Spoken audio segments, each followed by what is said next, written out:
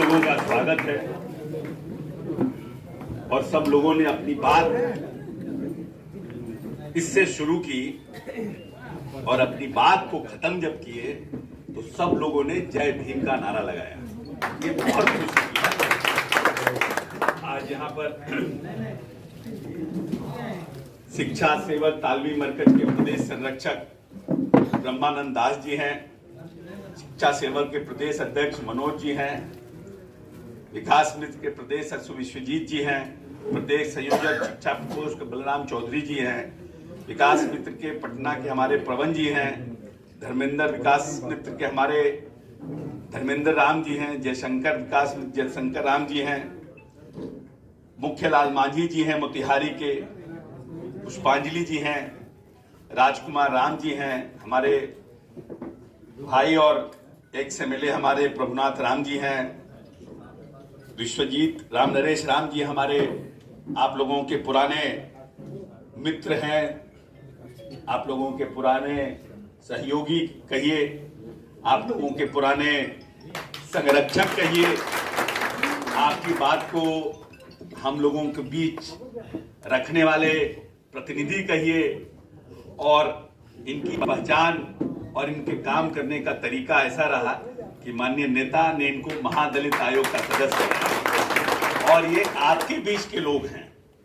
तो माननीय नेता ने आप लोगों की आवाज को और आप लोगों की जो चिंता आप लोगों के बारे में करते रहे हमेशा, वैसे व्यक्ति जो प्रतिनिधित्व करते थे नेता के यहाँ, उनको महादलित आयोग का सदस्य बना करके आप लोगों के बीच के जो लोग 35-40 हजार जो प्रतिनिधि हैं, उनको सरकार में एक प्रतिनिधित्व देने का काम माननीय नेता ने किया।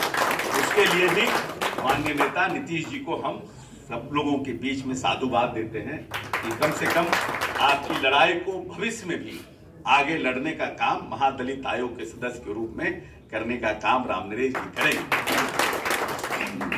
आप सब लोग आए हैं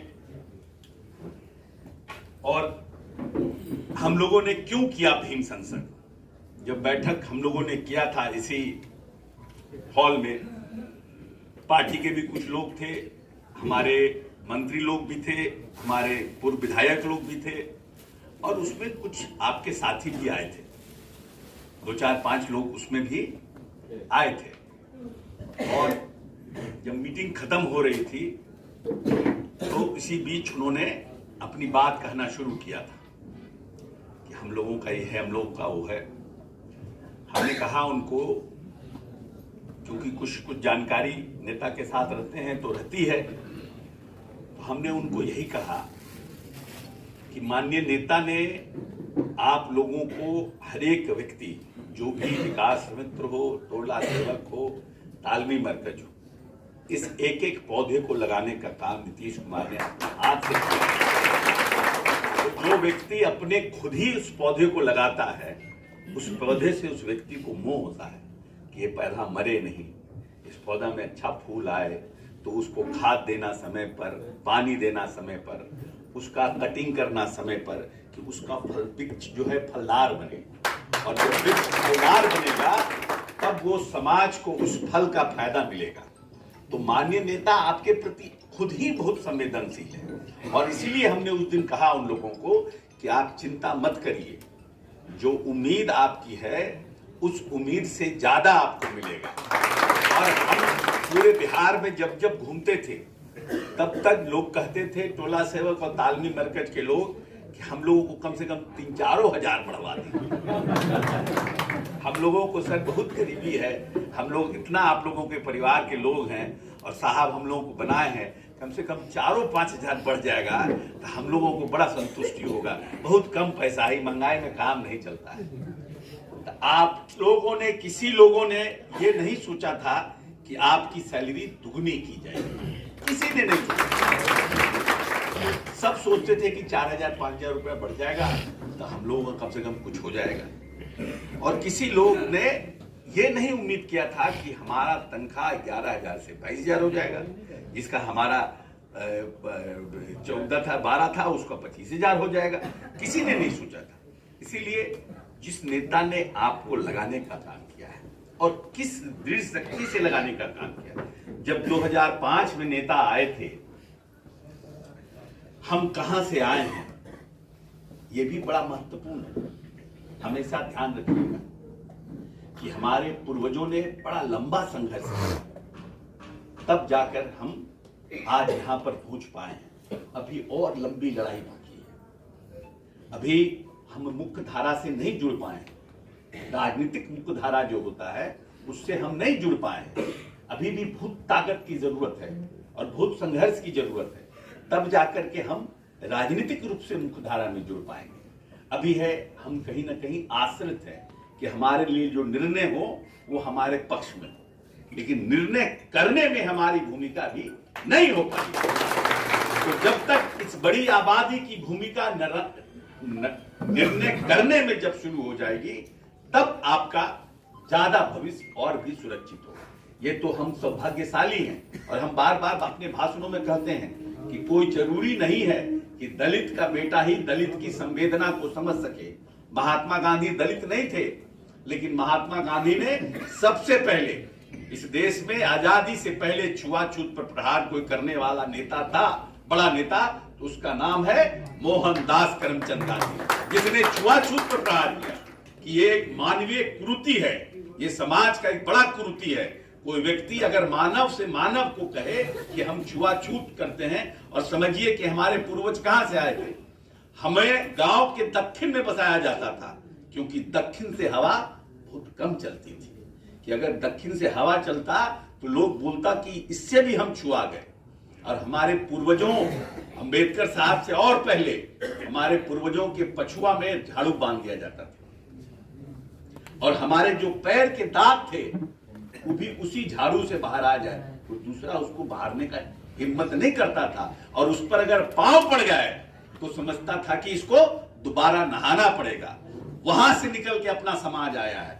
ये तो बाबा साहब को धन्यवाद दीजिए, महात्मा गांधी को धन्यवाद दीजिए कि संविधान बना, हमको न पढ़ने का अधिकार था, न हमको जमीन रखने का अधिकार था, न हमको धन रखने का अधिकार था, न हम अपने घर में अपना घर बनाकर रह सकते थे। बहुत सी समस्याएं थी।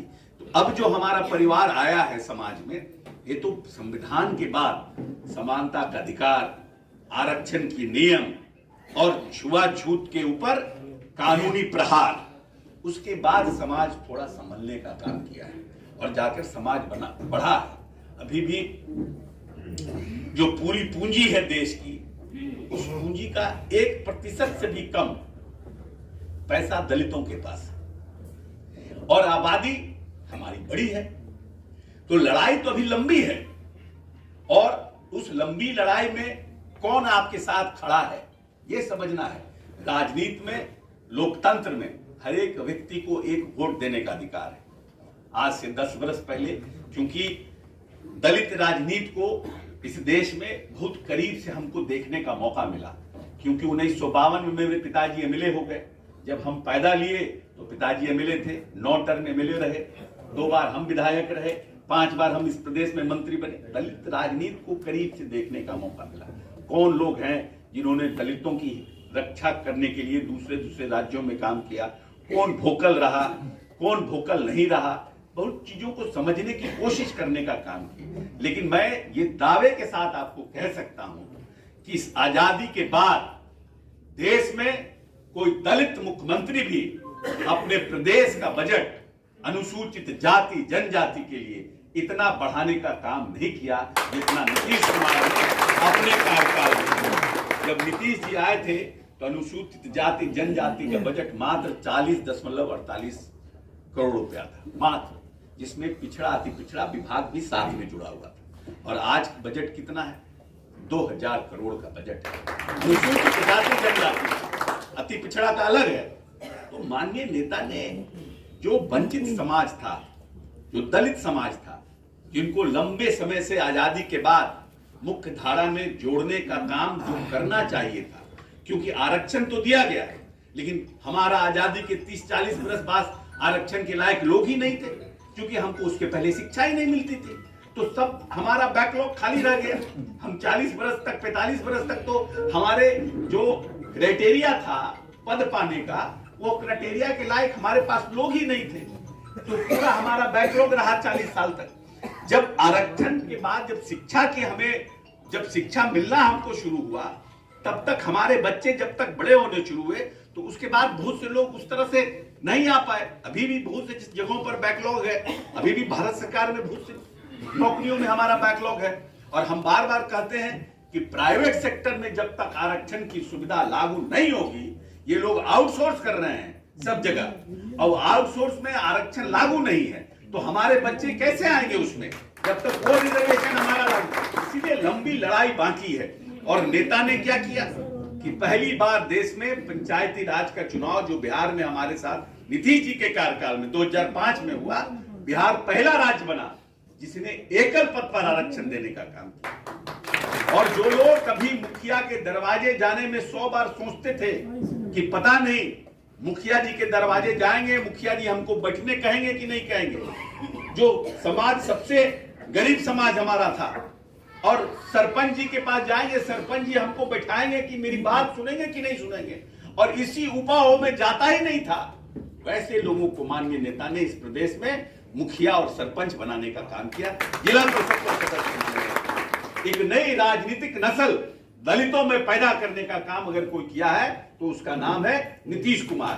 राजनीतिक रूप से लोग बड़ी बड़ी बात कहते हैं, बहुत से पॉलिटिकल पार्टी के लोग हैं, लेकिन मंथन आपको करना है कि आखिर में आपको इंपावर करने का से किसने किया। बोलते तो बहुत लोग हैं दलितों के लिए, लंबी लंबी बात भी बोलते हैं, सब राजनीतिक दल के लोग कहते हैं दलितों को ये करना है, दलितों को वो करना है, लेकिन एंड ऑफ द डे आपको ये देखना है कि आपको इंपावर्ड कौन किया, आपको शक्तिशाली किसने बनाया, आर्थिक रूप से आपको मजबूत करने का काम कौन कर रहा है, राजनीतिक रूप से आपको सबल करने का काम कौन कर रहा है, सामाजिक प्रतिष्ठा देने का काम कौन कर रहा है। आज आप चले जाइए, कभी जीवन में हम लोग सोच सकते थे कि 15 जनवरी और 26 जनवरी और 15 अगस्त को एक महादलित का सबसे बुजुर्ग व्यक्ति झंडा फहरा रहा हो और वहां का कलेक्टर और एसपी उसको सलामी देने के लिए खड़ा हो, और प्रदेश का मुख्यमंत्री खुद स्वयं उस महादलित के टोलों में जाकर उस महादलित से झंडा फहरा रहा हो और उस महादलित को सलामी बिहार का मुख्यमंत्री दे रहा हो। प्रतिष्ठा देने का काम किसने किया? ये सामाजिक प्रतिष्ठा देने का काम नीतीश कुमार ने किया, और नीतीश कुमार समाज में ये मैसेज देने का काम किया कि इन सबको हमें मोड़ने का काम करना है। और आर्थिक रूप से मजबूत करने के लिए उद्योग विभाग में आज भी माननीय नेता ने 10 लाख की योजना की शुरुआत की, जिसमें 5 लाख रुपए अनुदान, जो भी इंटरमीडिएट पास हमारा नौजवान साथी है उसके लिए 10 लाख की योजना की शुरुआत की, जिसमें 5 लाख रुपया अनुदान सरकार के तरफ से फ्री और 5 लाख रुपया सिर्फ ऋण रहित, आपको ब्याज रहित ऋण। आप 10 लाख लीजिए, 5 लाख आप अपने पास रखिए, 5 लाख रुपया ब्याज रहित ऋण आप वापस करिए और उद्योग लगाइए। इस पूरे हिंदुस्तान में, आजाद हिंदुस्तान में बिहार अकेला राज्य है जहां ऐसी योजना की शुरुआत नीतीश कुमार ने। बीपीएससी आईएएस की परीक्षा में जो लोग पीटी कंप्लीट कर जाते हैं हमारे नौजवान साथी, लेकिन कोचिंग की व्यवस्था नहीं हो पाती है, अच्छे किताब नहीं हो पाते हैं, जिसके चलते लोग इंटरव्यू में फेल कर जाते हैं या इंटरव्यू पास नहीं कर पाते, उन लोगों के लिए 1 लाख रुपया का अनुदान, 50,000 का कि आप कोचिंग जाओ, फ्रेश हो, रिफ्रेश हो, कोचिंग में कैसे इंटरव्यू फेस करना है, इसके लिए तुम जाकर के इंटरव्यू, मॉक इंटरव्यू करो, किताबें लो। इसके लिए नेता ने ये भी बिहार में, बिहार अकेला राज्य है जो जिसने इस योजना की शुरुआत की। तो जो नेता आपको और आपके आने वाली नस्ल को सबल करना चाहता है, मजबूत करना चाहता है, पढ़ाना चाहता है, आज हमारे यहाँ polytechnic, ITI, engineering college, Bihar पहला राज्य है जहां 10 रुपया में आप इंजीनियरिंग कर सकते हैं। साल का 10 रुपया दीजिए और इंजीनियरिंग करिए। और माननीय नेता ने उसमें भी आरक्षण की व्यवस्था की कि अगर 100 सीट है तो 22% SC ST के लिए वहां पर सीट नौजवान साथियों के लिए रिजर्व रहेगा, ITI में रिजर्व रहेगा। तो ये कौन नेता कर रहा है? जो आपको सबल बनाना चाहता है, आपको मजबूत बनाना चाहता है। और कुछ पॉलिटिकल पार्टी है कभी संविधान पर कभी टीका टिप्पणी कर देती है कि संविधान 70 साल हो गया, अब संविधान को रिकंस्ट्रक्ट करना चाहिए, संविधान को फिर से रीलुक देना चाहिए। अभी प्रधानमंत्री के इकोनॉमिकल एडवाइजर थे, उनका एक लंबा आर्टिकल छपा था इंडियन कॉन्स्टिट्यूशन पर, आरक्षण को खत्म करने के लिए कि आरक्षण का दायरा 10 वर्ष था, तो लंबे समय तक आरक्षण रहा, तो आरक्षण पर भी रीथिंक होना चाहिए। एक तरफ कुछ लोग ये बातें कहते हैं और एक तरफ मेरा नेता है जो लंबे समय से आजादी के बाद जिसकी जितनी आबादी उसकी उतनी हिस्सेदारी, चाहे पेरियार हो, चाहे ज्ञानी जैल सिंह हो, चाहे कर्पूरी ठाकुर हो, कितनी पुण्य आत्माएं चली गई इन नारा को दे करके, लेकिन किसी में हिम्मत नहीं हुआ कि जातीय गणना के बाद आरक्षण को बढ़ाने का काम करें और जिसकी जितनी आबादी उसको उतनी हिस्सेदारी की बात को हम अमल करने का काम करें। नीतीश कुमार में ऐसा मादा था कि नीतीश कुमार ने न सिर्फ जातीय गणना किया राज्य सरकार के खर्च पर, बल्कि जातीय गणना करने के बाद 22% से आरक्षण देने का काम किया अनुसूचित जाति को। अनुसूचित जाति की जनसंख्या कितनी है? 19.5%। और माननीय नेता ने आरक्षण कितना दिया? 20%। आदिवासी के का जनसंख्या कितना है? 9.6% और दिया 2%। आपकी आबादी से भी ज्यादा आरक्षण देने का काम नीतीश कुमार ने किया। तो नीतीश कुमार के मन में दर्द है कि ये समाज लंबे समय से मानवीय मूल्यों से प्रताड़ित रहा है। कहीं ना कहीं इनके साथ वो किया गया है जो इनके साथ नहीं करना चाहिए था। और इनको जब तक हम मजबूत नहीं करेंगे, जब तक सामाजिक, आर्थिक, राजनीतिक रूप से हम इनको मजबूत नहीं करेंगे, ये मुख्य धारा से नहीं जुड़ सकते। हमारी आबादी कितनी है? 22%, लगभग 22% आबादी है। 22% आबादी हमारी है और लोग हमको क्या कर देते हैं?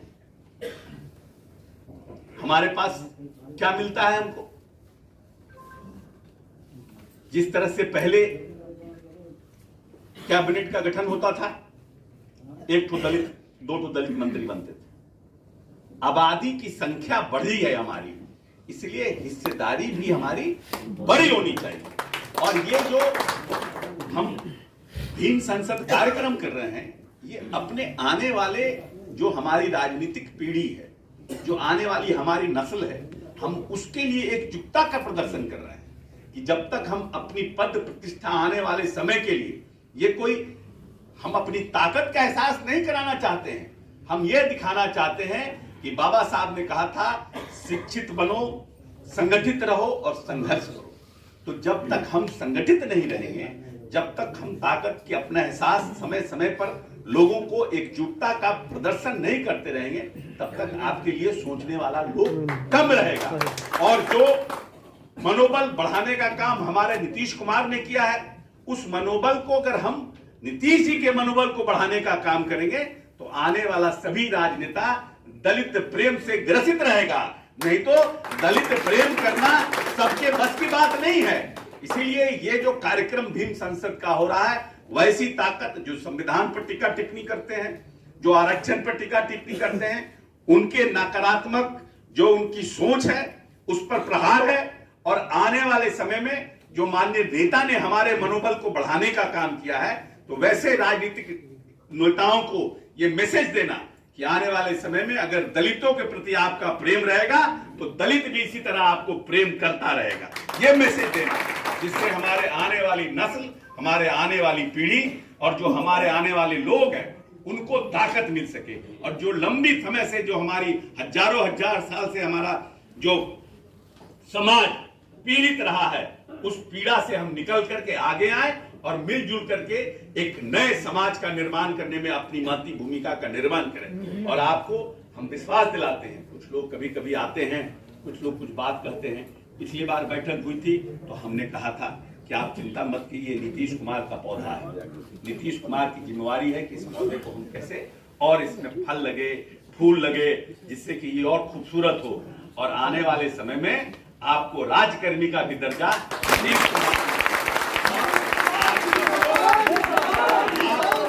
आपको संयम के साथ, पेशेंस के साथ आने वाले समय में जो जिम्मेवारी है उसका आप निर्वहन कीजिए। आप एक नीतीश कुमार की बड़ी ताकत हैं। जनता दल यूनाइटेड आपको अपना परिवार समझता है, कोई भी अपने परिवार को कमजोर नहीं करना चाहता है। जब तक हमारी ताकत बढ़ेगी, आपकी ताकत और दुगनी होगी। बहुत बहुत धन्यवाद।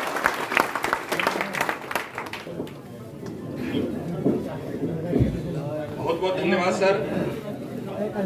अब हम धन्यवाद